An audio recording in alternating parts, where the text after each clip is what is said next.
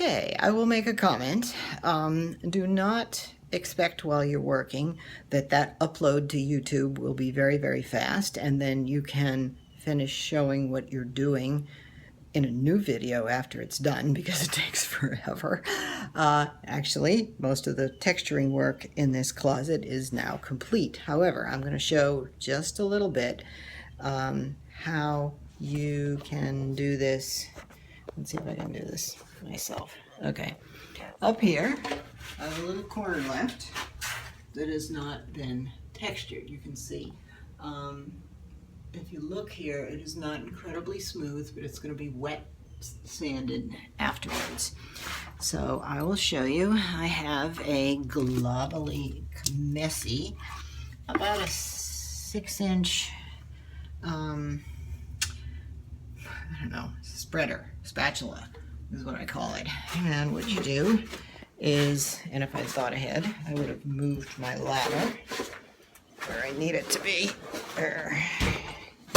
Yeah, it's kind of okay. Okay, so here I have this giant thing, and it's got smoothing plaster on it.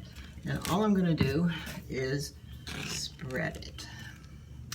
Now, if someone has a comment on this video, I would be greatly appreciated if they could explain why I get these bubbles from time to time.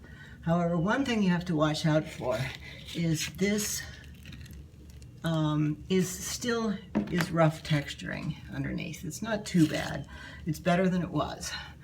But if you hit a series of bumps with a wide spreader, what you get is a series of ridges, so you have to be careful of that. The other thing is, I think if you notice while I'm working here, my spreader is very flat to the wall. The reason for that is if I tip it too much, it puts a lot of pressure in. Can you see how I've just exposed a lot of the texturing that I'm trying to cover? So you really want to do this flat. And what you do is, excuse me, with the spreader, you do your best to get it smooth, but you don't have a fit. Smoothness, the little ridges are okay, because you're going to sand those out.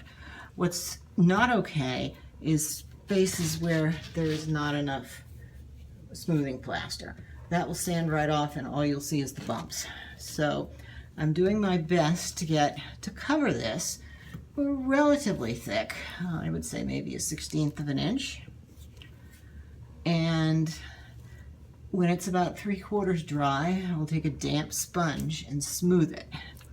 And from the smoothness of the previous batch, when you use a wet sanding sponge and you smooth it, I'm finding one coat really is enough.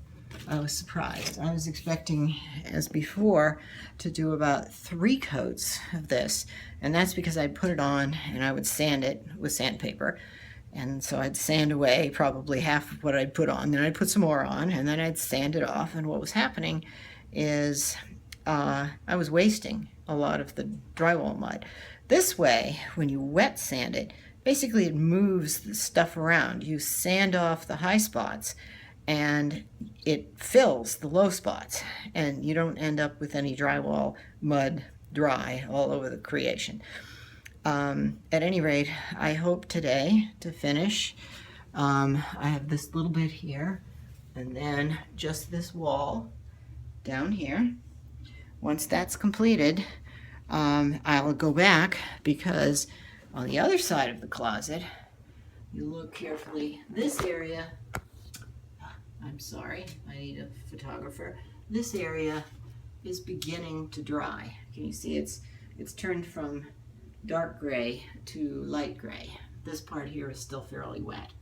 So in probably a couple of hours, that area is going to be ready for wet sanding. I am planning on going off to Koksul for a promotion demo and potluck tonight. I'm a measly blue belt in our Korean martial arts. I have a family full of black belts. My husband is working on his 3rd degree. My daughter, who's a first degree, is married to a guy who did his first and second degree black belt along with my husband. He's her age, but it's a very complicated relationship because they are good friends on their own before she started dating him, but he just happens to be a lot younger. At any rate, I'll go off and do some warm-up, and about the time I come back, I think it's going to be ready for some wet sanding. So I hope to put up a video that shows just very briefly about the wet sanding, because it saves so much time. I hope to see you again. Bye-bye.